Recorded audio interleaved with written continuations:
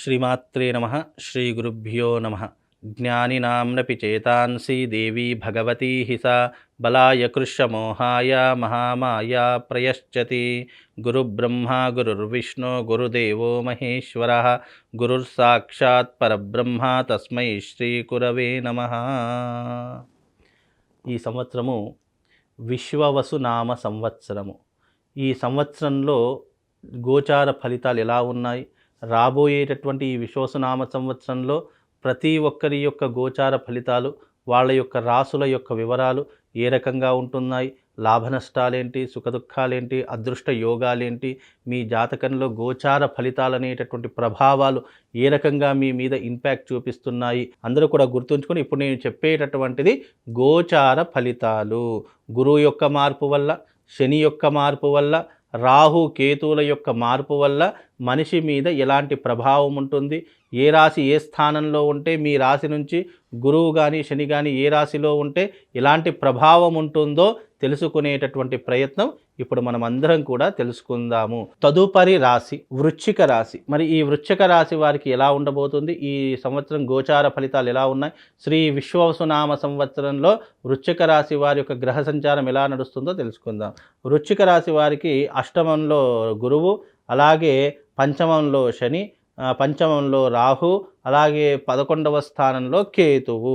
11వ స్థానంలో కేతు మంచి లాభదాయకంగానే ఉన్నాడు, కానీ ఇక్కడ గురువు అనుకూలంగా లేడు, రాహు శని అనుకూలంగా లేడు. కనుక ఇక్కడ ఏమవుతుంది అంటే గురువు 8వ స్థానంలో సంచరించడం కారణం చేత వీళ్లకు కొంతవరకు అంటే 8వ స్థానంలో గృహ సమస్యలు పెరిగిపోతూ ఉంటాయి, రాజభయం పెరిగిపోతూ ఉంటుంది, కార్యహాని కలుగుతూ ఉంటుంది, కోపము, అనూహ్యమైనటువంటి ప్రమాదాలు, ఆకస్మికమైనటువంటి ఇబ్బందులు ఇవి ఎక్కువగా జరిగేటటువంటి లక్షణాలు ఈ యొక్క వృశ్చిక రాశి వారికి కనిపిస్తూ ఉన్నాయి.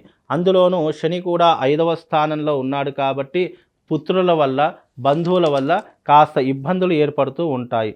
అనూహ్యమైనటువంటి నష్టములు, ప్రమాదాలు, తగాదాలు, నీచులతో స్నేహము, వ్యక్తిత్వం లేనటువంటి వారితో సాన్నిహిత్యము, అలాగే మన నుంచి ఏదైనా దోచుకోవాలనేటటువంటి వారితో ఎక్కువ సఖ్యత పెట్టుకోవడము ఇలాగే నడుస్తూ ఉంటుంది.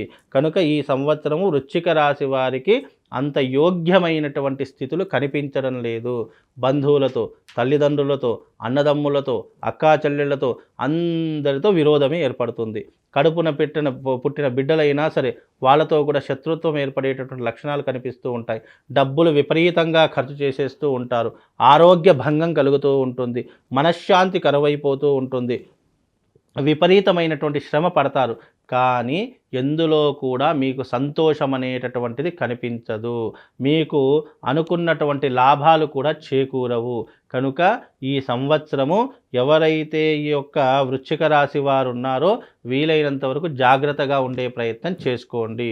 విందులు వినోదాలలో ఎక్కువగా పాల్పంచుకుంటూ ఉంటారు, చెడు సాన్నిహిత్యం ఎక్కువగా పెంచుకుంటూ ఉంటారు, మద్యము, జూదము, మగువ లాంటివి ఆ యొక్క ప్రదేశాలు ఎక్కువగా ఉండడానికి ఇష్టపడుతూ ఉంటారు.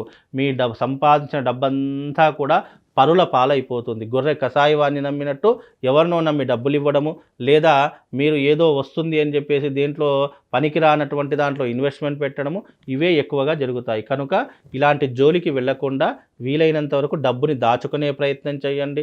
పెద్దవాళ్ళ యొక్క సలహాలు సూచనలు పాటించండి. వీలైనంత వరకు ప్రతిరోజు తల్లిదండ్రుల యొక్క ఆశీర్వాదాన్ని తీసుకునే ప్రయత్నం చేయండి. అలాగే వీలైతే ఆంజనేయ స్వామికి ప్రదక్షిణ చేసుకోండి.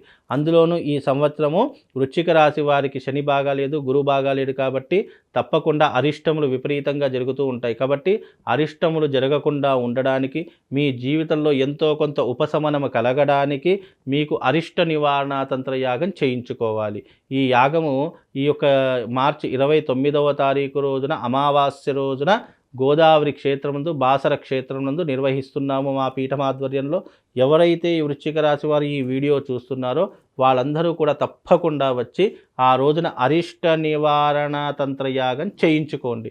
తద్వారా మీకు ఉపశమనం కలుగుతుంది, ఆ భగవంతుడి యొక్క అనుగ్రహం కలుగుతుంది. వచ్చిన ప్రతి ఒక్కరికి కూడా ఒక శివశక్తి స్ఫటికలింగాన్ని కూడా అందించడం జరుగుతుంది. కాబట్టి రండి, ఆ రోజున అరిష్ట నివారణ తంత్రయాగం చేయించుకోండి. శుభము లాభము మీకు తప్పకుండా కలుగుతుంది. ప్రతి సంవత్సరము ఉగాది రోజున మనకేంటి అంటే గురువు యొక్క గ్రహము, శని గ్రహము యొక్క ప్రభావము తీవ్రమైనటువంటి ప్రభావం మనిషి మీద పడేటటువంటి లక్షణాలు ఎక్కువగా ఉంటూ ఉంటాయి. కనుక ఈ సంవత్సరము గురువు మరియు శని 2 గ్రహాల యొక్క మార్పు జరుగుతూ ఉంటుంది. కనుక ఈ సంవత్సరము 13వ తారీఖు 5వ నెల 2025వ తారీఖు రోజున గురువు మిథునంలోకి, అలాగే ఈ యొక్క 29వ తారీఖు రోజున శని మీనంలోకి అడుగుపెట్టేటటువంటి సమయం. కనుక ఈ యొక్క ద్వాదశ రాశులలో ఏ ఒక్క గ్రహం మార్పు చెందినా కూడా దాని యొక్క ప్రభావం ద్వాదశ రాశులు 12 రాశుల మీద ప్రభావం అనేటటువంటిది సూచిస్తూ ఉంటుంది. కనుక ఈ సంవత్సరం గోచార ఫలితాలు ఎలా ఉన్నాయి, ఈ సంవత్సరం అంతా కూడా మీకు దేని మీద లాభదాయకంగా ఉంటుంది, వృత్తి వ్యాపార రంగాలలో ఎలాగా ఉంటుంది, అలాగే సినిమా రంగం వాళ్లకు, రాజకీయ రంగం వాళ్లకు ఏ రకంగా ఉంటుందో ఒక్కసారి మనం గోచార ఫలితాలలో తెలుసుకుందాము. అయితే ప్రతి ఒక్కరూ కూడా 2 విషయాలు చాలా మట్టుకు ఆలోచన చేసుకోవాలి.